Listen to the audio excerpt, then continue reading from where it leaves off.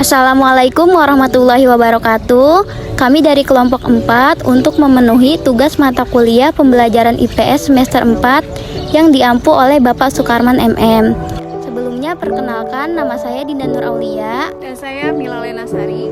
Saya Silma Sintiani. Saya Siti Toibah. Saya Sri Sulistianingsih. Saya Reina Arianti. Jadi sekarang kita sedang berada di sebuah museum. Nah, kalau kalian lihat di belakang aku, kalian pasti tahu nih kita ada di museum mana. Ya benar, kita sedang berada di Museum Pancasila Sakti. Nah, buat teman-teman yang belum pernah kesini, pasti penasaran kan apa saja yang ada di dalam museum tersebut. Namun, sebelum kita masuk ke museum, di sini ada sebuah monumen yang dinamakan dengan Monumen Pancasila Sakti. Monumen Pancasila Sakti ini mengingatkan kita kepada pahlawan revolusi kita yang telah berjuang untuk mempertahankan ideologi negara Republik Indonesia, yaitu Pancasila. Dan di sini ada 7 pahlawan revolusi kita, yaitu Maijen Sutoyo S, Maijen DI Panjaitan, Letjen Raden Suprapto, Jenderal Ahmad Yani, Letjen MT Haryono, Letjen S. Parman, dan Letum PA Tenden. Inilah teman-teman yang disebut dengan sumur maut. Sumur maut ini memiliki kedalaman 12 cm dan berdiameter 75 cm. Dengan posisi kepala di bawah, para jenazah pahlawan revolusi dimasukkan ke sumur ini oleh gerombolan Gerakan 30 SPKI.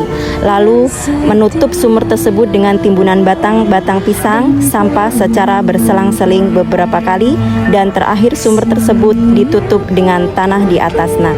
Dan sebelum ditutup, para Gerakan 30 SPKI tersebut menembakkan tembakan dengan begitu banyak. Teman-teman, kalian sudah lihat saya sudah berada di bagian belakang sejarah rumah penyiksaan. Baik, saya akan menjelaskan sedikit tentang sejarah rumah penyiksaan yang berada di Monumen Pancasila Sakti Lubang Buaya.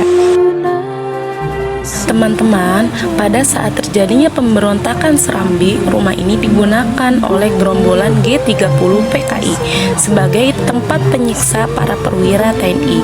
Sebelum akhirnya dibunuh dan dimasukkan ke dalam sumur maut, rumah penyiksaan ini sebelumnya merupakan rumah pemilik Pak Bambang Harjono yang sebelumnya berfungsi sebagai sekolah rakyat atau sekarang bisa disebut dengan sekolah SD. Namun, karena Pak Bambang Harjono adalah seorang simpatisan PKI, rumahnya pun diserahkan kepada PKI dan digunakan oleh para pasukan PKI.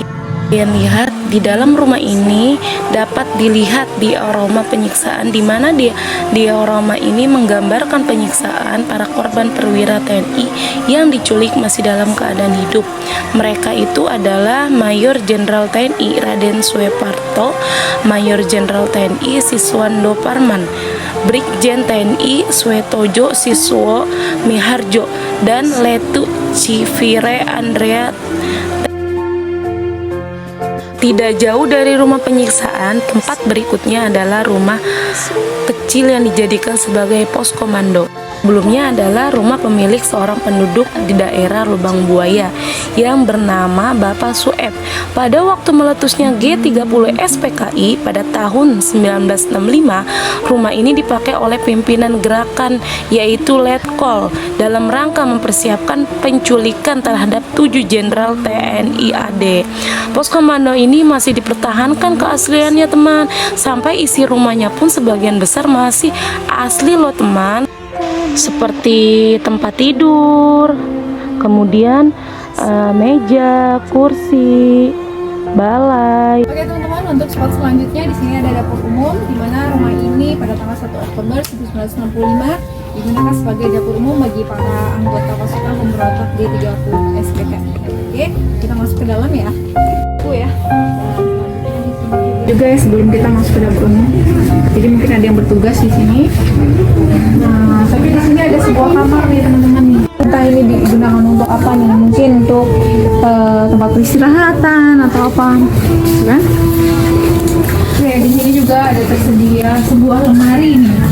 Lemari di sini Ini ada lemari tua sebenarnya, lemari Betty. Oke, untuk spot selanjutnya di sini ada ruang memasak.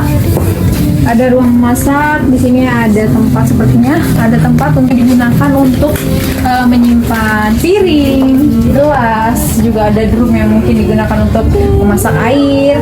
Ada juga di sini tempat masaknya, ini nggak ada kompor zaman dulu ya. Oke, terus di sini ada juga wajan nih, wajan besar. Kayaknya ini memang tempat dapur umum yang mereka gunakan untuk mempersiapkan makanan-makanan bagi pasukan G30 SPKI. Oke, di sini ada ruangan lagi nih teman-teman ya. Nih. Nah, di sini juga ada sebuah balai, entah digunakan untuk menyimpan makanan yang sudah matang atau mungkin digunakan untuk yang lainnya pada zaman dahulu ya. Bangunannya juga cukup tua ya teman-teman, masih pakai bilik, bambu, terus gentengnya juga masih genteng yang zaman dulu. Di sini masih ada nih tersisa genteng pada tahun 1965, luar biasa ya, masih ada sisa-sisanya. Tapi untuk bangunan yang di atas ini sepertinya gentengnya sudah genteng diganti ya, renovasi, karena mungkin karena cuaca bisa jadi lebih gampang rusak. Ini ya, tapi ada sisa sebagian aja. Oke, spot selanjutnya teman-teman, di sini ada mobil peninggalan yang digunakan oleh pasukan G30 SPKI untuk menjemput para jenderal dibawa ke daerah Lubang Buaya ini. Ini adalah mobil truk Dodge dengan nomor polisi B2982L, di mana digunakan oleh pemberontakan G30 SPKI untuk menculik dan mengangkut para jenderal, terutama jenazah Brigadir TNI DI Panjaitan dari kediamannya di daerah Lubang Buaya sampai dari kediamannya dibawa ke daerah Lubang Buaya. Oke, itu teman-teman, yuk kita lihat zaman dulu asli dari dulu akhirnya dimuseumkan di sini. Oke, teman-teman bisa lihat ya. Nah, di sini bentuk mobilnya seperti mobil tentara pada umumnya teman-teman ya. Nah,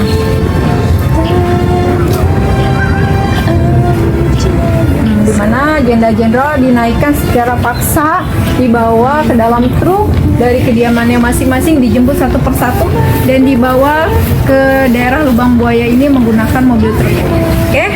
Oke, kita akan cari lagi mobil-mobil peninggalan zaman G30 SPKI selanjutnya. Selanjutnya di sini ada mobil peninggalan yang digunakan oleh TNI Ahmad Yani pada masa jabatannya sebagai Panglima Angkatan Darat pada tahun sekitar 1962 sampai 1965.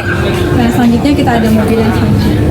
Untuk mobil peninggalan pada zaman G30 SPKI itu ada juga di sini ada mobil Toyota Jeep dengan nomor polisi 4401 yang digunakan oleh Jenderal Soeharto pada zamannya, pada masa jabatannya sekitar tahun 1965.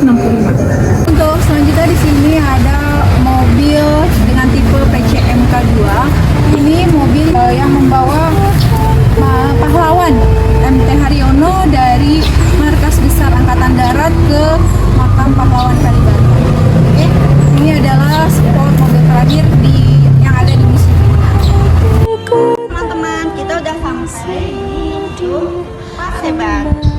Sekarang kita akan lihat dalamnya seperti apa sejarahnya. Ayo, ikutin aja.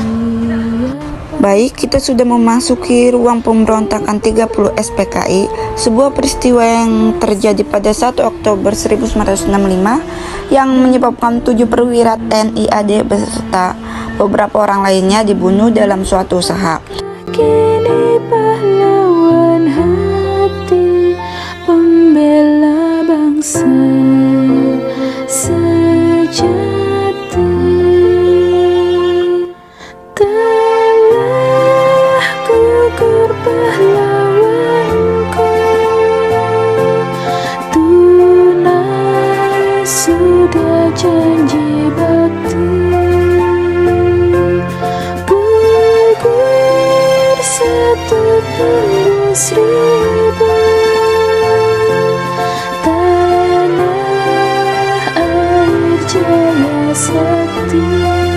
Jadi saat ini kita ada di Museum Pengkhianatan PKI.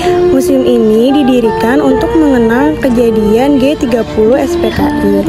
Museum ini yang berada di Lubang Buaya diresmikan pada tanggal 1 Oktober 1992 yang diresmikan langsung oleh Bapak Soeharto sebagai presiden yang menjabat pada saat itu.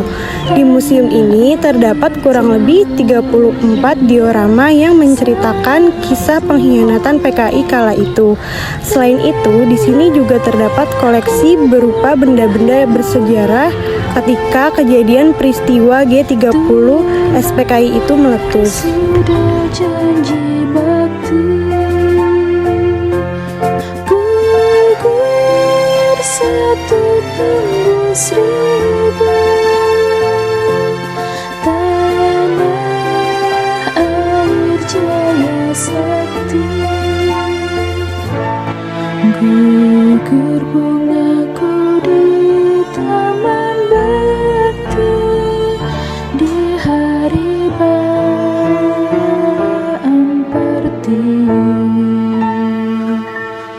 harum semerbak menambahkan sari tanah air jaya sakti.